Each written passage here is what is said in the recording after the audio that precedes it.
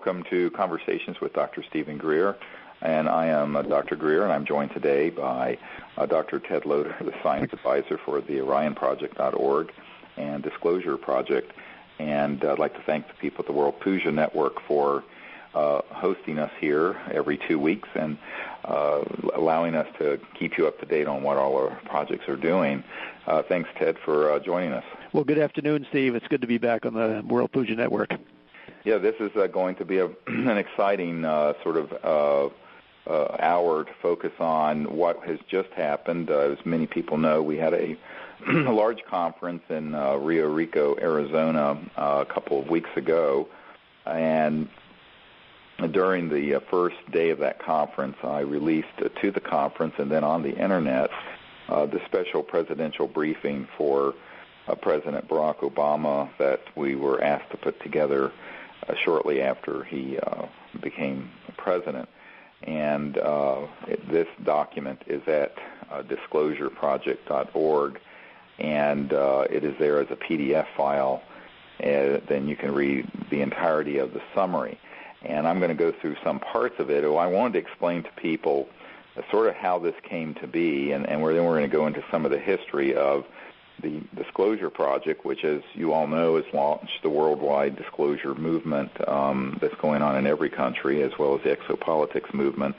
And I wanted to give people some deep background, but also connect the dots as to how that has brought us to this juncture, where we have this new president, where we're trying to get some forward momentum on ending the secrecy related to advanced energy and propulsion systems, the extraterrestrial presence, and the entire UFO subject. So what I guess to start with this, to start way back, I want to give some people some deep background that's in my book, Hidden Truth, Forbidden Knowledge. It's sort of an autobiography that I wrote a couple of years ago about this, and it's you can get that at disclosureproject.org.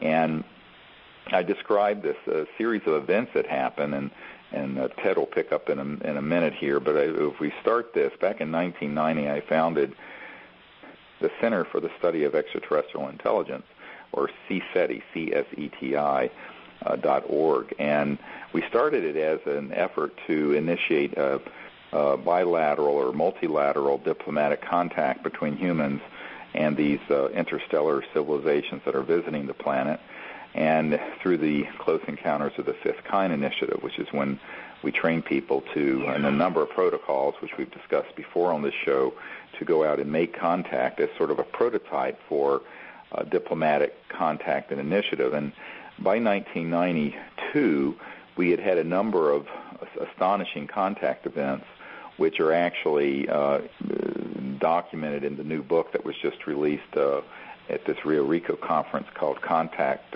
Countdown to Transformation. And it has with it a DVD that has the images and the tones of the contact events that we've been having for the last 18 years or so. And you can order that also at disclosureproject.org.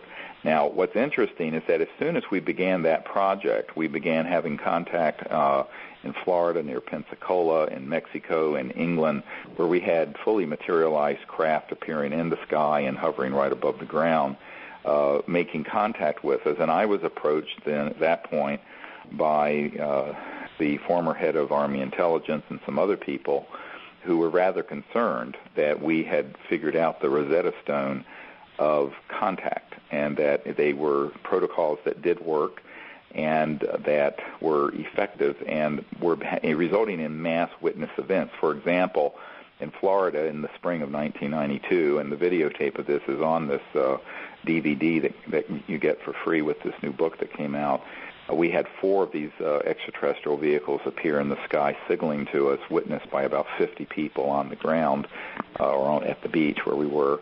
And there were at least 3 Air Force officers and pilots who were there. And it was filmed also by people, ended up on the front page of the Pensacola paper the next day. So this began to get some real attention. And then in 1993, these sort of contacts, and we had some astonishing events happen over by the large volcano in Mexico, Popocatépetl, and we had that event resulted in a massive triangular craft that came very close to us, and on it went. Well, by 1993 in the summer, and this would be July of 93, after we'd had multiple events, including the 1992 near landing in Alton Barnes, England, where a 100-foot diameter disc craft hovered right about 10 feet above the ground in a field where we had made contact. I was concerned that our ability to make this sort of contact was proceeding, but that the governments of the world and the public in general were not informed properly on the subject, nor was there any official governmental corollary for this diplomatic contact. The State Department wasn't doing anything, the United Nations wasn't, and nor was any other foreign ministry around the world, and that we felt that it was time for this information to be provided to the government and to encourage them to step out ahead of this and end the secrecy and begin disclosing this information to the public and making contact openly with these extraterrestrial civilizations. One of the reasons we wanted to do this, and this was on the advice of our military advisor, who I prefer not to name, but he felt that the military, who were watching what we were doing, and which we knew they were at that point, could interfere with these events, and that we needed to, as he would word it in sort of military jargon, deconflict agendas so that we could proceed without any problems. And so we had a meeting here in Virginia. I was living in North Carolina at the time, and we actually ended up meeting right there near the Monroe Institute in Virginia, where I live very close to that facility now. And there were, I guess maybe 10 or 12 people that we gathered there, including my military advisor and some people who'd worked for the State Department and some other people who had government connections. And it was decided that we should launch an initiative to brief people within the government and to encourage disclosure and to end the secrecy, and also to encourage official contact, because we were doing this, of course, as a citizens' diplomacy effort. Well, by 1993, when we had decided to do this, we were getting a lot of contacts of people who were following this. As it turned out, a man who was very good friends with the new president, the Clinton CIA director, Jim Woolsey, a man who was very good friends with Jim Woolsey, was following our work, and had actually written a manual for the military on sort of wild cards of futuristic things that might happen in the future. And one of them was that a group of people, civilians, made contact with an ET civilization on a beach in Florida. And he was basing it on what had happened with our group in 1992 down near Pensacola, Florida, on the Gulf Coast of Florida. And this actually went all through the Department of Defense and was written up under contract by them as sort of something they should have a heads up on. It turns out I did not know this was being done. This was being done without my knowledge. And this man came to a lecture I gave in the fall of 1993 with astronaut Brian O'Leary and Maury Albertson, who co-founded the Peace Corps, and a number of other futuristic thinkers in Fort Collins, Colorado. And during that meeting, I gave a talk, a keynote address, where I described this initiative to take our CSETI contact, a diplomatic contact program, and begin to brief governments of the world and to encourage them to end the secrecy and to make open contact and to bring out this information to the public. So that was in the fall of 1993. Well, as it turned out, this man who was friends with the CIA director came up to me after this talk and said, well, Dr. Greer, I think you're right. It is time for this to happen, and I want to help you, and I feel that God wants me to help you. And he was very sincere about this. He says, and I know a few folks in Washington who I think can help with this. And I said, well, who would that be? He says, well, I'm friends with the new director of Central Intelligence of the CIA. And I said, well, that's a start. He said, well, would you be willing to come to Washington and brief the CIA director on this because he and the president can't find out anything about this. And, of course, I was sort of stunned, and I said, certainly, set it up, and we'll make it happen. So between September and December of 1993, I proceeded back and forth. We looked at different dates and tried to deconflict my schedule as a full-time emergency doctor and a father of 4 children, young children at the time, and the schedule for the CIA director. And we came up that December 13th of 1993, we would meet with the CIA director, the cover story being a dinner party at this man's house, who was our go-between. Now, prior to this, or around this time, this man, who was head of a D.C. area think tank, and I settled on the name Project Starlight, and that was the initial name for the Disclosure Project in the early days in 1993. And actually, if you look, the Associated Press reported earlier this year that from the Clinton Library, they had released some documents concerning Project Starlight, briefing the White House and the Clinton administration on the UFO subject, and that's a matter of public record, and you can go Google that and look it up. Now, what's interesting is at this point, I ended up getting a FedEx letter from this friend of the CIA director, Jim Woolsey, that said very clearly in writing that I would be the first person to brief this administration and the CIA director on this subject. And I thought this was sheer fantasy, if not a prevarication designed to just basically have them find out as an intelligence gathering operation what I was doing. And I didn't really believe that at that time. I was naive about this. I didn't believe that the president and the CIA director would be denied access to the so-called majestic programs, the classified operation dealing with this subject. And so I had to go through quite a steep learning curve myself, which you have all heard me speak about since then, and which is outlined very detailed in this book, Hidden Truth, Forbidden Knowledge, which is sort of my autobiography on this issue. Now, during this same period, in the fall of 1993, a couple of other interesting things happened. I was invited to Lawrence Rockefeller's ranch, the JY Ranch out in the Tetons, to meet with a whole lot of intelligence people and other people in the UFO community to discuss these issues. And that's when I announced to them that we were doing this initiative. And, of course, you could have heard a pin drop at this meeting at the Rockefeller Ranch when we were putting this together. And another event that happened around this same time is that friends of the Secretary General of the United Nations at the time surfaced and wanted me to provide information to them. And this is Boutros Ghali at the time, was the UN Secretary General. And so the network just kept growing and growing and growing.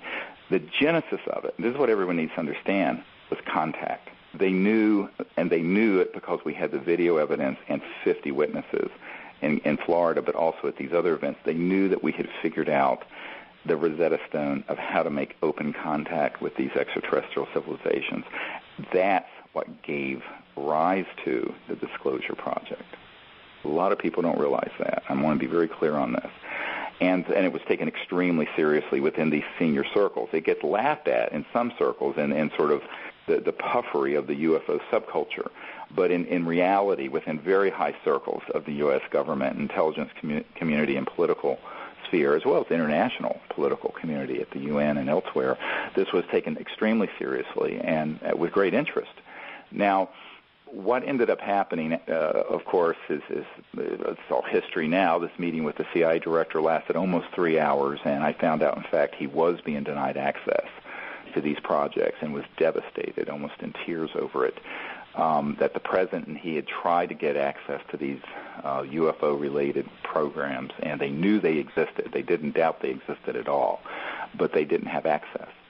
And it was a very emotional and very devastating meeting, in a sense, for me personally, to realize the extent to which our government, the constitutional government of we the people, had been an end run had been done around them.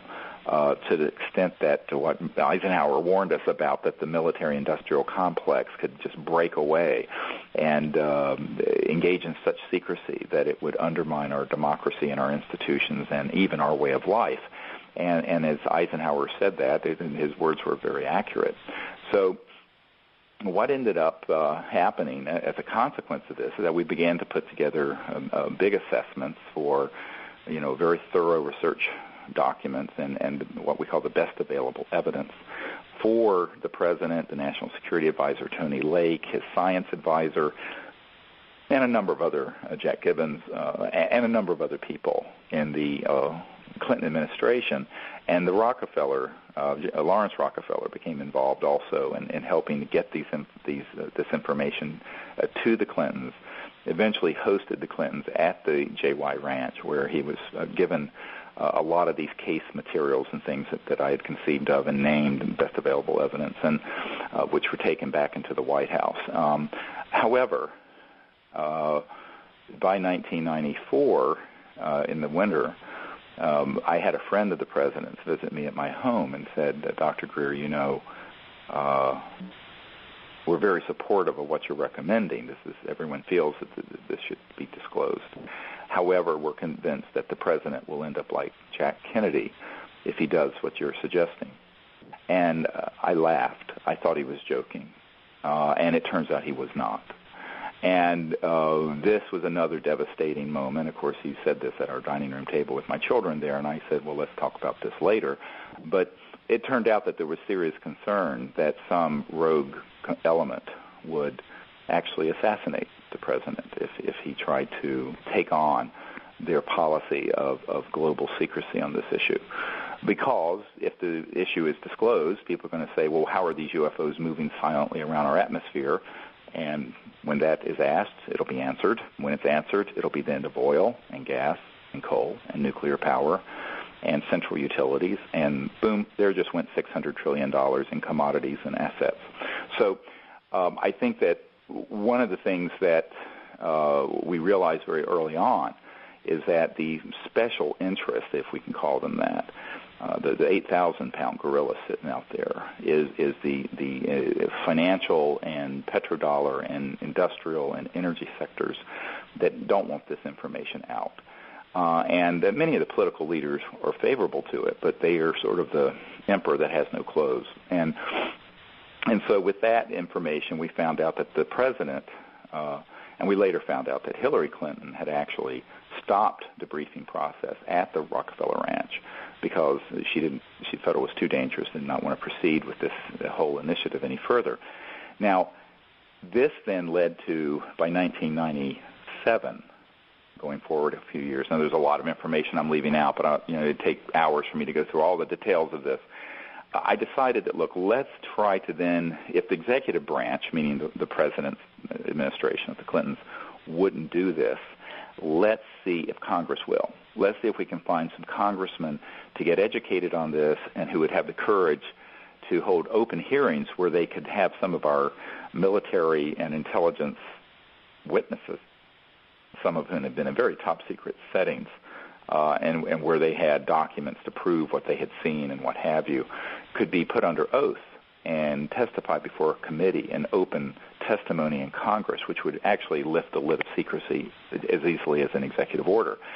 So in 1997, April of 97, we decided to have an event in Washington where we would gather together congressional committee members and members of Congress, as well as people from the Vice President, Al Gore's office, and the President's office, and the Department of Defense, to do a briefing in Washington, where we would have, I think it was about a dozen of these military witnesses, as well as astronaut Ed Mitchell and a few other people, to testify to the reality of the matter and to give their testimony and to encourage these hearings. And this was a private, closed meeting at the Westin Hotel in Georgetown that we founded or initiated, and actually one of the invited guests was Dr. Ted Loder, who's on the phone now with me. And Ted, I know it's interesting for you to tell your story of how you came to get involved in all this. Okay, well, very briefly, you've done all the background. My involvement started as a child, basically being very interested in these issues, but never having anybody give me the clue that things were really real and people were really, really seeing things. It wasn't until my cousin, Brigadier General Stephen Lovkin, who was one of our witnesses, told me about the reality of this stuff in December of '96. And he told me he was going to be at a briefing in Washington, D.C., the one Dr. Greer just mentioned. And I said, boy, I want to come to that. And so I ended up calling Dr. Greer and introducing myself out of the blue, and said, I want to come to this meeting. My cousin's going to be one of the witnesses, and I understand this is real, and I'm very excited about hearing this stuff. And he said, that's impossible. It's a closed briefing for the members of Congress and the various folks that Dr. Greer just mentioned. And I said, well, what if the governor of New Hampshire appointed me as I came as her official representative? The governor at the time was Governor Gene Shaheen, who's now our senator, our junior senator from New Hampshire, Democrat. And he said, well, that would be fine because I'd be representing an official government person. And so I contacted then Governor Shaheen, and after several months of senator, by the way. Pardon? Yes, who's now our senator. But anyway, I contacted her, and I said, I'd have some very interesting information to share with you, and I'd like to go to this meeting in D.C. And after a couple of months of briefing her staff and getting materials from Dr. Greer to give them and back and forthing, she finally appointed me. I have an official letter on her letterhead appointing me as her representative in Washington, D.C., and lo and behold, I went to the meeting, and it was my first chance to really meet, Edgar Mitchell, as well as a group of the witnesses, and really learn firsthand what was going on. It was incredibly exciting for me, and I've been involved heavily ever since. Once you've actually met people who have the bona fides and who have been either in the military or government at high levels with access to information, talking about the reality of this, there's no going back. You now understand and get it, and then the issue is to figure out what to do with that information, how to share it, and how to move forward in terms of making it more open and public. And that's what I've been working on for the last 12 or so years. Right, and Ted's been an indispensable part of the team and has stepped into this role very courageously, and I thank him for it. And I think that the other thing to just mention, around this same time, I had been asked by my military advisor to do a briefing for the head of intelligence for the Joint Chiefs of Staff at the Pentagon, and an admiral. And the day after these meetings that we had with members of Congress, I had that meeting, and I took a couple of these witnesses, including Mr. Lovkin and astronaut Ed Mitchell, to the Pentagon, and we met with this Admiral Tom Wilson. And what was interesting is that prior to the meeting, I had sent the briefing materials that we had also put together for the President and for members of Congress and what have you, which included a secret National Reconnaissance Office document that I had acquired through contacts that I don't want to discuss, that outlined and listed the project code names and code numbers of some of these Majestic-related projects that were out at Nellis Air Force Base, the so-called Area 51 sector, but also in general. And it listed not only the names, but the project code numbers. And so I gave this document in advance of our meeting to the Admiral, who looked into it and ended up getting hold of one of the very top-secret compartmented operations and was told that basically after he called and said, look, I'm the head of intelligence joint staff and I'm Admiral so-and-so, and they said, yes, we know who you are. And he says, well, I'd like to be read into this project, which means kind of being briefed on it. And they said, well, sir, you don't have a need to know.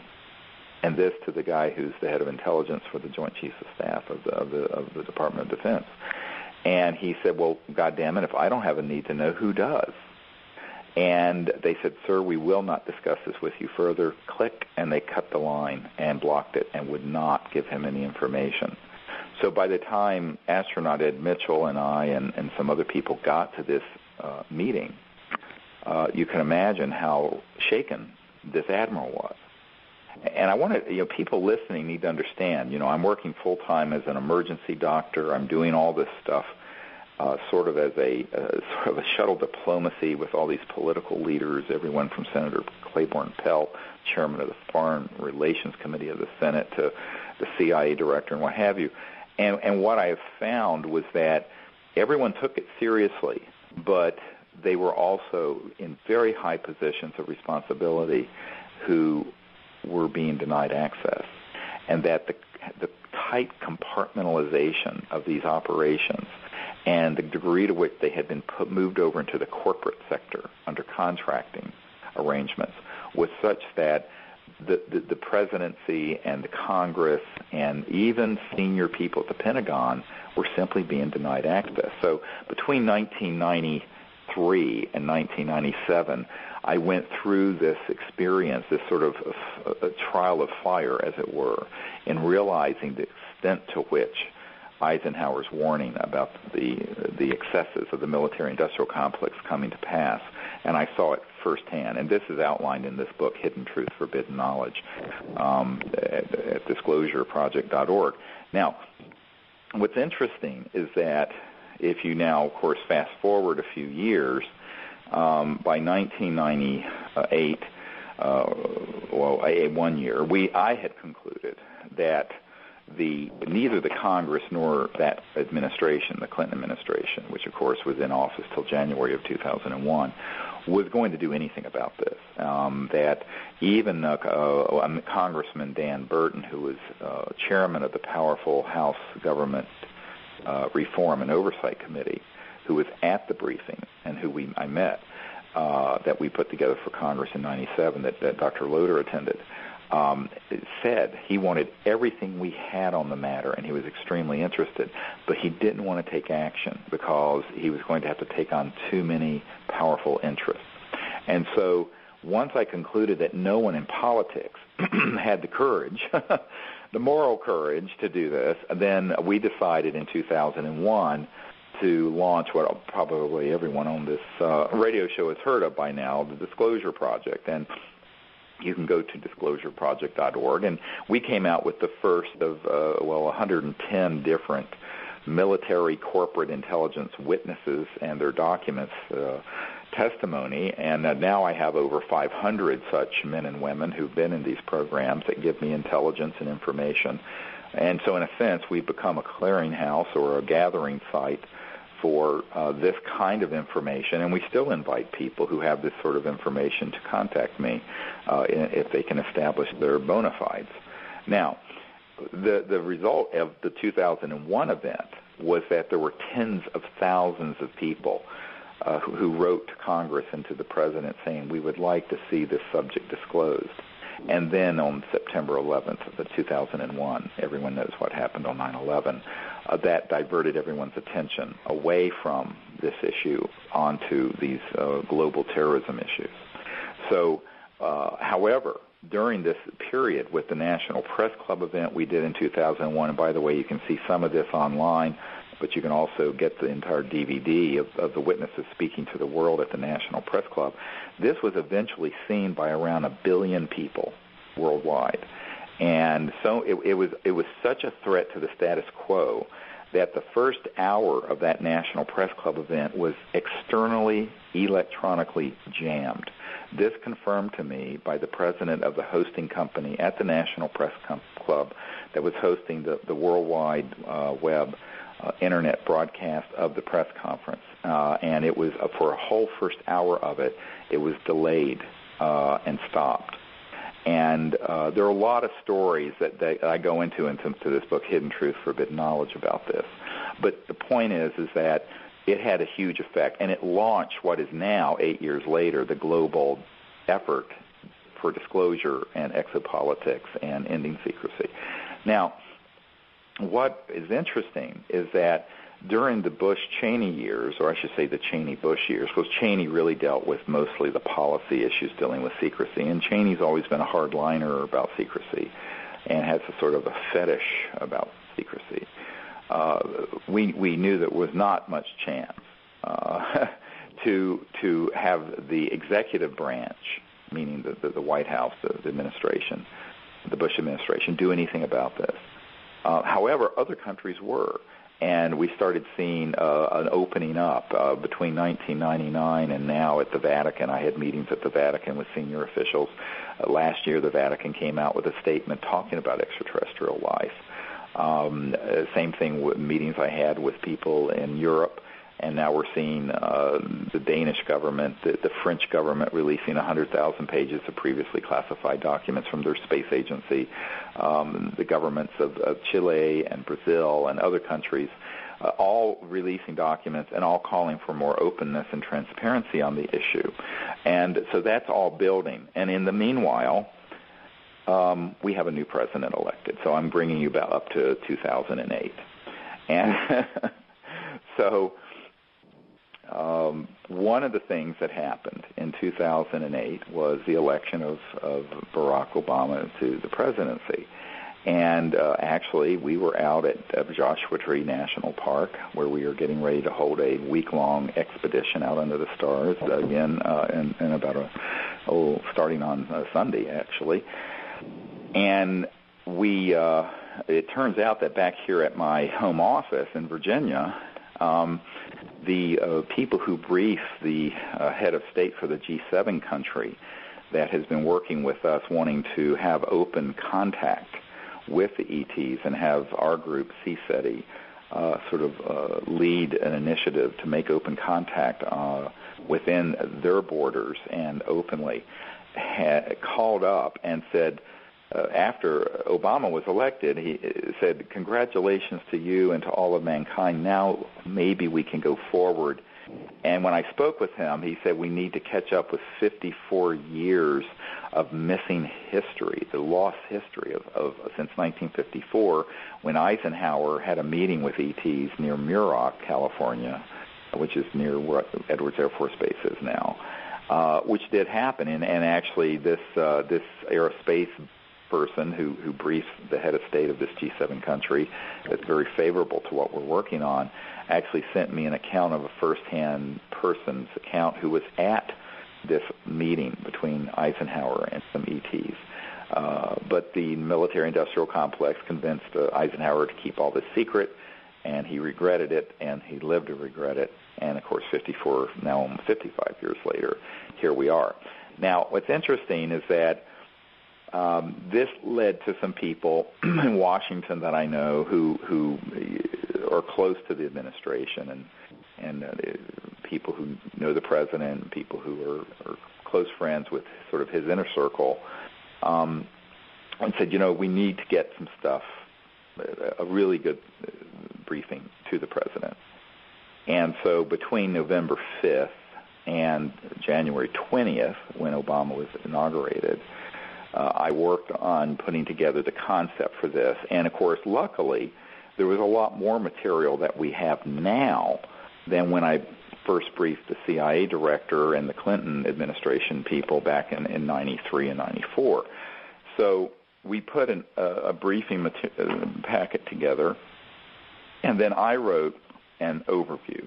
And the overview is on the website at disclosureproject.org. and should also be at cseti.org. And in this overview, it really is about a 5 or 6 page summary of everything you would need to know and a list of executive actions that we're asking the president to fulfill in order to fix this problem, get the information out, begin to get the technologies out, and make open contact with these extraterrestrial visitors in a way that is diplomatic, peaceful, rather than a sort of a paranoid military approach, which is unfortunately what has dominated the Majestic operations over the last 54 years or so. And it's interesting because my family and I were at the inauguration for the president, and when they were kicking off that inauguration week on that Sunday when U2 and Bono was there playing at the National Mall, and Usher and Stevie Wonder and everyone else, I was there, one of a million people, of course, there. And I looked up on one of these jumbotrons that they had all over, and the president and the first family sitting there, and And up comes this beautiful quote from Robert F. Kennedy from 1966, which I ended up putting on the front of the special presidential briefing for the president. And it says, and I'm going to read this, "Few men are willing to brave the disapproval of their fellows, the censure of their colleagues, the wrath of their society. Moral courage is a rarer commodity than bravery in battle or great intelligence.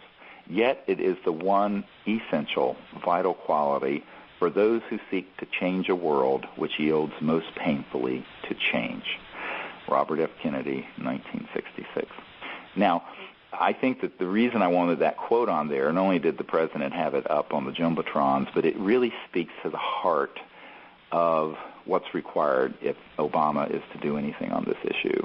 Because if you look to your own selfish interests, no. I mean, I would have been much better off if I just stayed running an emergency department and had a normal life and a normal income from doing that than what I've taken on with this. There's every kind of risk and every kind of reason why you can make up that from a purely selfish point of view, just steer clear of this stuff. You can also then look at all the special interests that would be upset that you brought this out. I mean, imagine you've got $500 or $600 trillion in derivatives and commodities and futures assets for oil and gas and coal and utilities and all this, dealing with fossil fuels and the status quo of what's destroying the biosphere and keeping the world enslaved in this macroeconomic system that requires that 80% of the world be in poverty.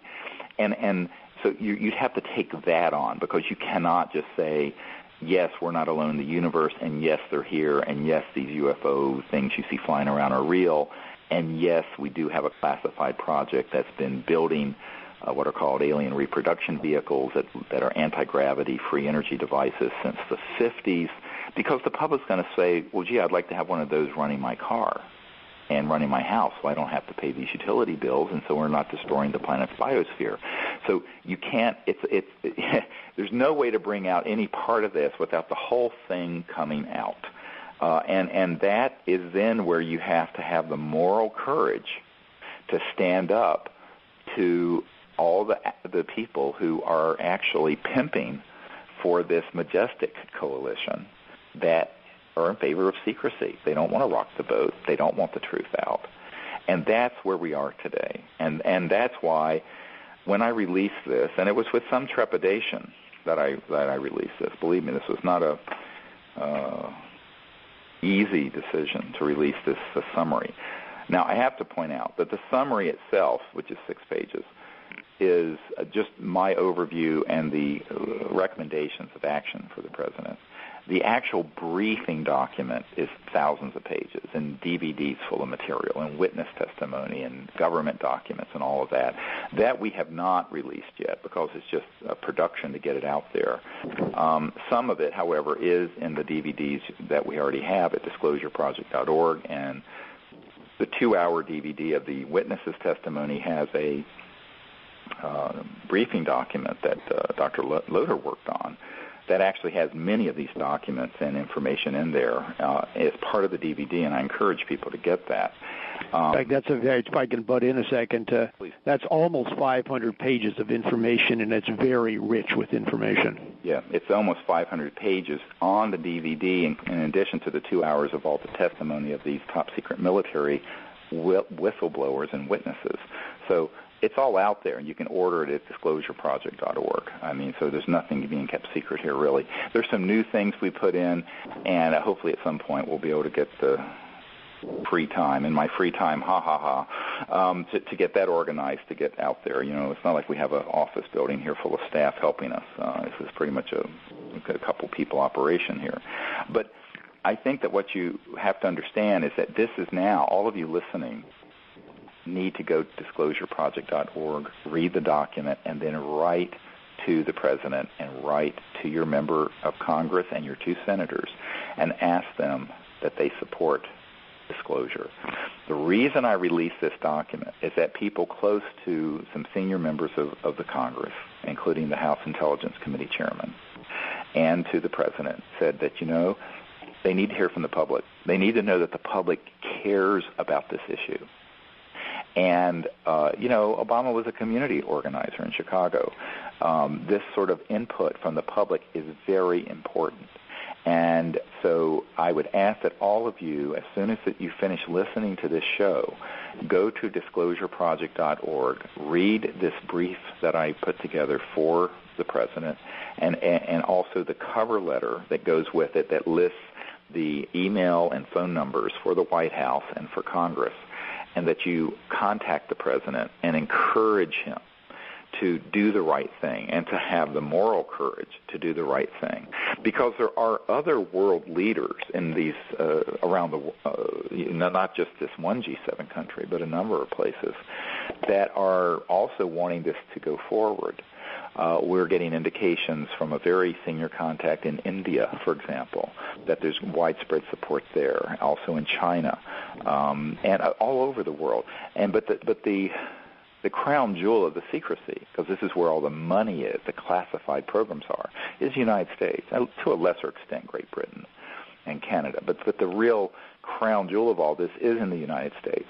And in this document, one of the things that we provided to the president was the same document I gave to this admiral who was head of intelligence for the Joint Chiefs of Staff, that lists the project code names and code numbers, that gives and also another updated document that I first created in the 1990s for Congressman Christopher Cox of Orange County, and where I'll be speaking, by the way. Any of you are in Southern California, I'll be speaking on Friday in Costa Mesa. Information there is at disclosureproject.org and cseti.org, and doing a day-long workshop. We're going to go out at night and teach people how to do these contact protocols that launched this whole project back in the 90s.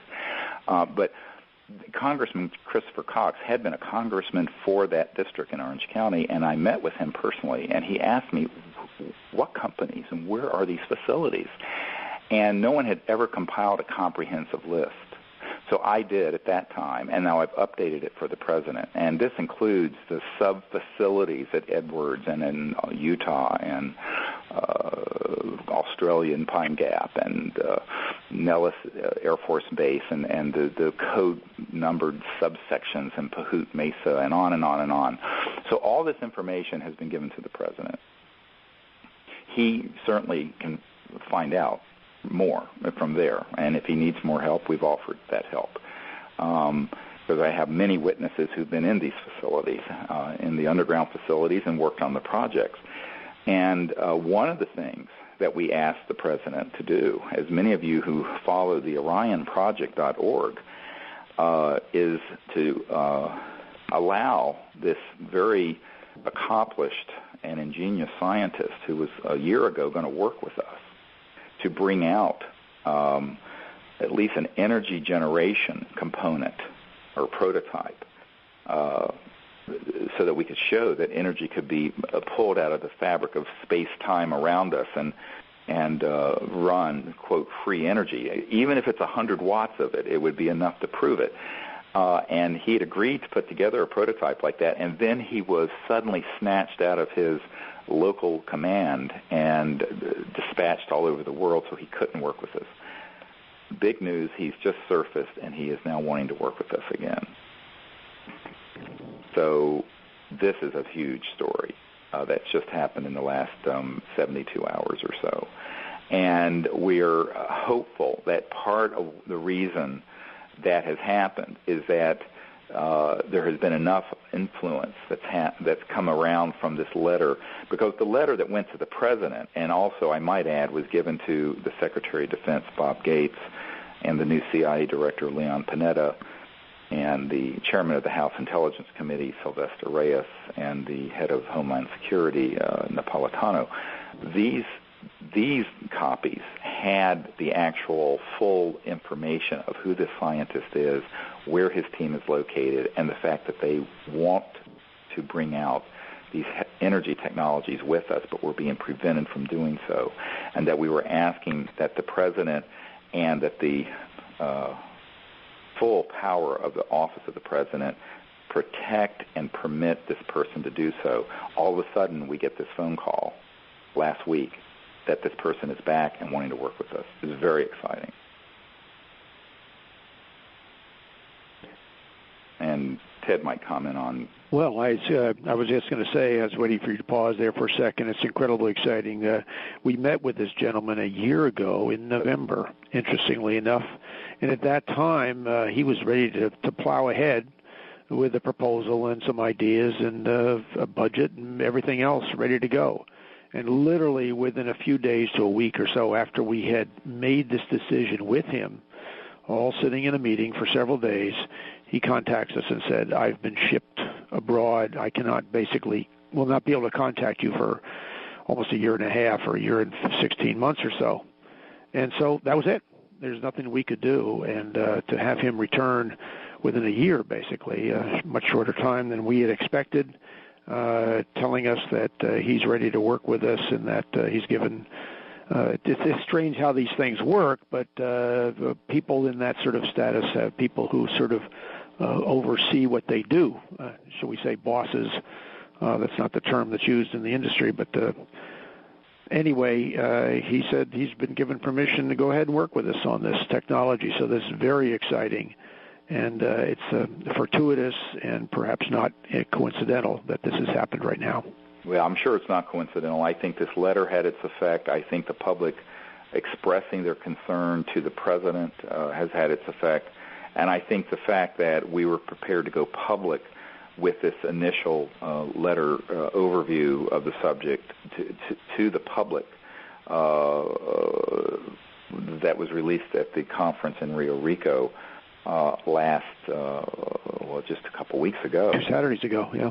That had an enormous effect because it sort of gave a sort of warning that we're going to move forward with more information of not only how this is being kept secret, but what's been provided to the president, and there has to be accountability.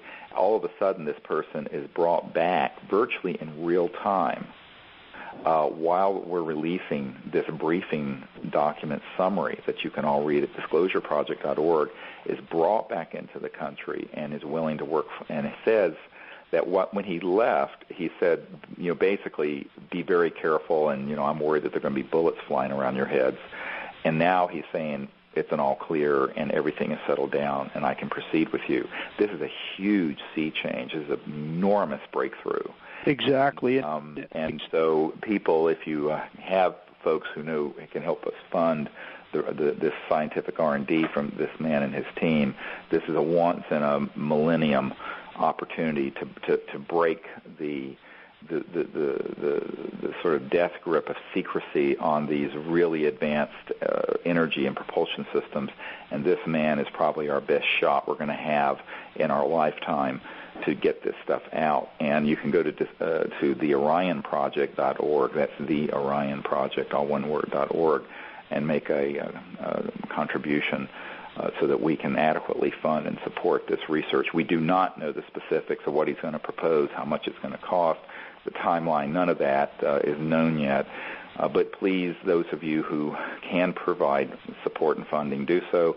And those of you who have, an inclination to sit down in prayer and meditation and put light around this team, not only all of us, but this scientist who I am not at liberty to name, but you can sort of visualize him. He's a very brilliant man who works in a classified program that he's a civilian, but he cannot do anything without the people in his direct command permitting him to, and now they are saying go and do it. And whoever had been stopping him exactly a year ago, after we had this several days of meeting here at my farm in Virginia with the board of the Orion Project, have now stood down and backed off the suppression. And actually he was brought back into the country about 5 months earlier than we thought. and is ready to go. So this is potentially a huge breakthrough. And I'd like to point out to people, I don't know if people thinking about this, see the irony in this whole thing. Our federal government right now is proclaiming to spend billions of dollars trying to solve, quote, the energy problem, supporting biofuels, clean coal, and we've all seen the information in the public press and what have you, and we're being told that the Obama's administration is extremely interested in solving this energy problem, supporting breakthrough energy technologies, et cetera, and yet here is a man who works for the government and is being prevented from using his skills and information and knowledge to help this cause when he's one of the most brilliant people in this area. So there's a certain irony here that the government, and that part of the reason is, of course, is that the government is not monolithic. It's many fiefdoms and fiefdoms, I should say, and separate groups working on with different agenda. Right. And so it's ironic that they have somebody in their midst, and there's probably many people like that who could solve the energy problem, quote, energy problem, very rapidly. Well, the irony is a couple things. One is the left hand often doesn't know the right hand, even if yes. And secondly, if they find out, someone will come in and flat out threaten people. And this gets to this moral courage issue again. Who has the moral courage to step out with science and technologies that would completely make redundant and unnecessary all the oil, all the coal, all the central utilities, all the nuclear power plants, all of this. This is not a trivial issue, and that is not the only reason why the UFO issue has been kept secret, but it's a big part of it because it's what runs the world. It's what runs the entire U.S. and industrialized economy. And there are only about 200 or 300 families and corporations that benefit from this, but they happen to have literally over half of the world's net worth under their control, these 200 or 300 families and corporations. So I think that when you look at that, and then you look at the discretionary, not the entitlement programs of the U.S. government, like Medicaid, Medicare, and Social Security, but the actual discretionary budget of the United States, and then you take away what's being spent is considered almost an entitlement in the Department of Defense and the intelligence community of pushing $1 trillion. There's very little discretionary money.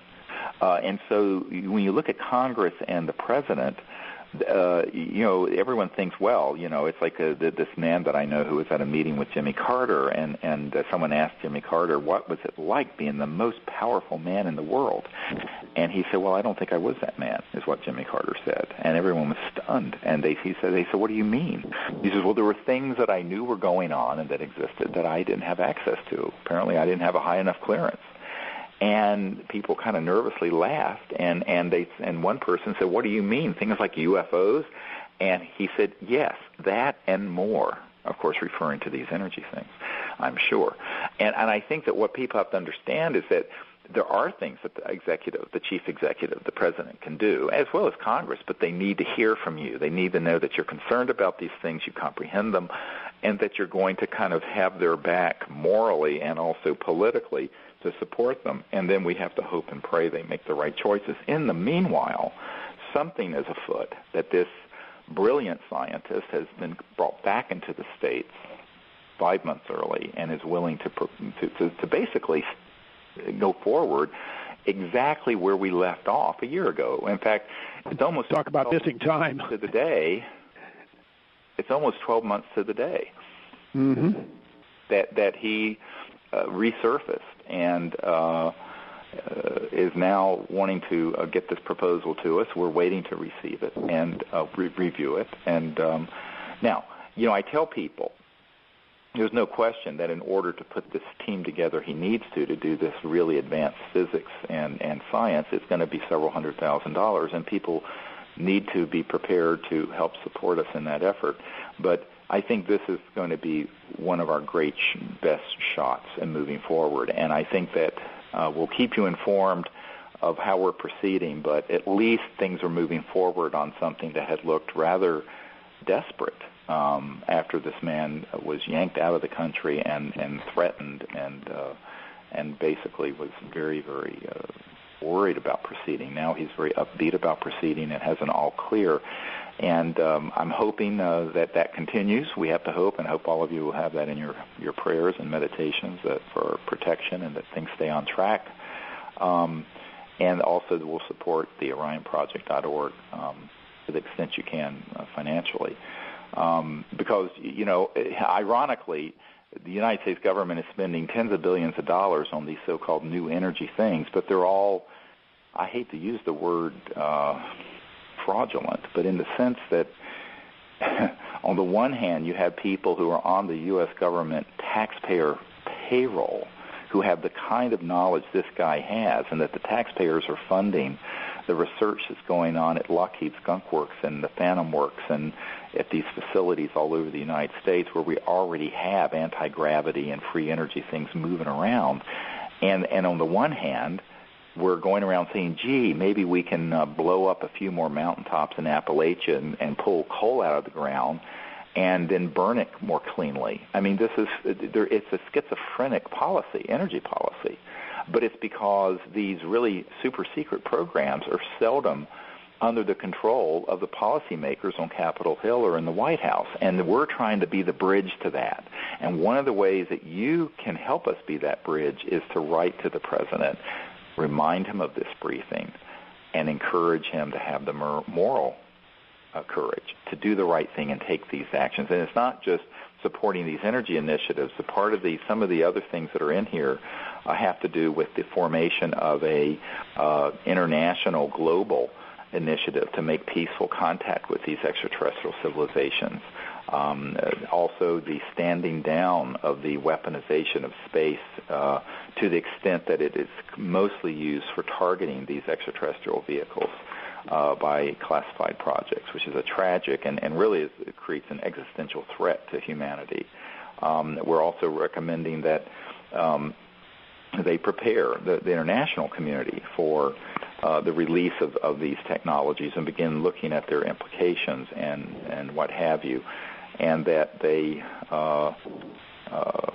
work very closely with other governments as well as various agencies to prepare for a true new energy economy and all the changes that would attend that. And by the way, one of the reasons why these things are so hard to achieve is that a man that I met with a couple of years ago at the University Club in Washington, right near the White House, is a man who'd worked very closely with the Bush administration on nuclear power issues and is an attorney and a Harvard attorney. And he said to me, whether someone's liberal or conservative or progressive or green or whatever, once they get into power, they govern conservatively. And what he meant by that was not normal conservative, but like conservative as in no change. We don't want things to change.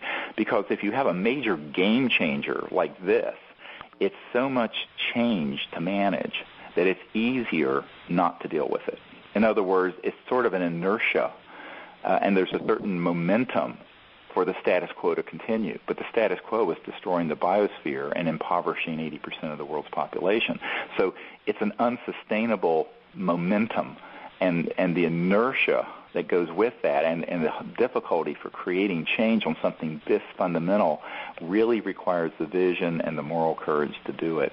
But they also need to hear from you. Those of you listening to the World Puja Network need to tell everyone on your email list, go listen to this interview with Dr. Greer and Dr. Loader, and then go to disclosureproject.org and read the brief and write to the president and write to the members of Congress and your two senators and say, look, we really do want action on this, and we're a constituent.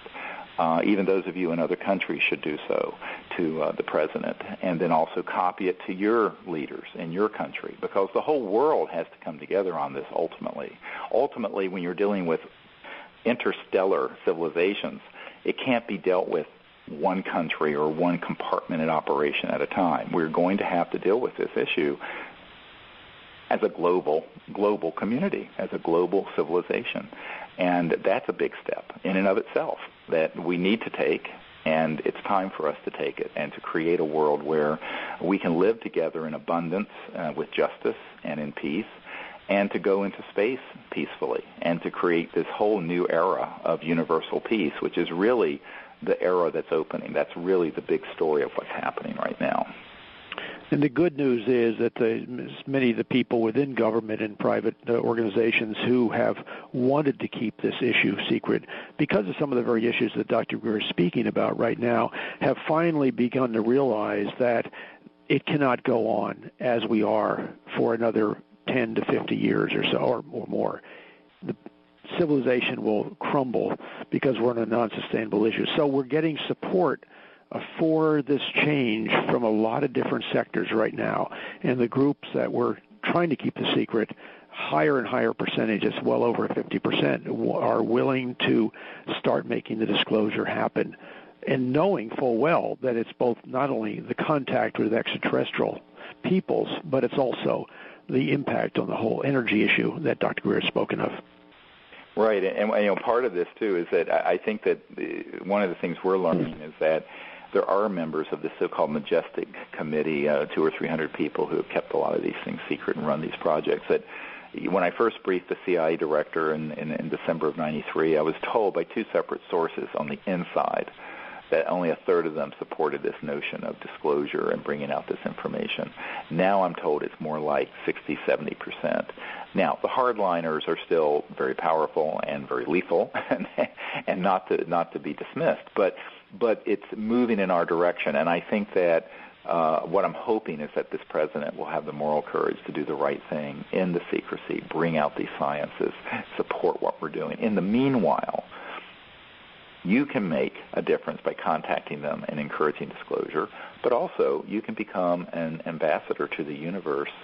We're asking people to come to these events and be trained, whether it's a one-day event like we're having this coming Saturday in Costa Mesa, California. You can see that at cseti.org. The lecture is the Friday night, Friday the 13th, but don't worry, I won't be there in a Halloween costume. But there will be that lecture, and then Jan Harzan with the Orange County MUFON group is co-sponsoring that at the Costa Mesa Community Center in Southern California. And then we're also going to be doing next year a number of these special events where we'll be doing workshops, and you can find out about those at disclosureproject.org and CSETI.org, where we'll be in various places around the country and maybe perhaps in Europe. We're still looking at the possibility of that. And to train people. But in the meanwhile, you can get this new book, which has all the information. It has a DVD that shows all the kinds of contact that's happened and about 19 years of a summary of all the experiences of our team, and it's called Contact Countdown to Transformation. It just came out, and you can get that at disclosureproject.org, and it comes with this free DVD that has the crop circle tones and the tones from the ETs that we've recorded in the field, as well as the events that have happened. And there is also a meditation, 2 sets of meditation CDs that help teach the contact protocols, and you can do all of that on your own if you can't make it to one of these training workshops and expeditions. So there's a lot that you can do just to empower yourself to make contact. And then, of course, you can also help support the OrionProject.org. So these are all things you can do to help us, and I thank all of you for your help and support. And I thank Dr. Ted Loder for being here all these years to help us with these projects. Oh, it's been a pleasure, Steve, and I want to thank all the supporters out there as well. There's a lot of things that people can do, just small things, but every bit helps. And thank you, everybody, for your help. Well, I think our time is up, and again, I'd like to thank the people of the World Pollution Network for allowing us to have this show every 2 weeks, and I'd like to thank Dr. Loder for joining me. And you've been listening to Conversations with Dr. Stephen Greer, and until next time, have a good day and keep moving forward. Thank you. Bye-bye. Thank you. Good night.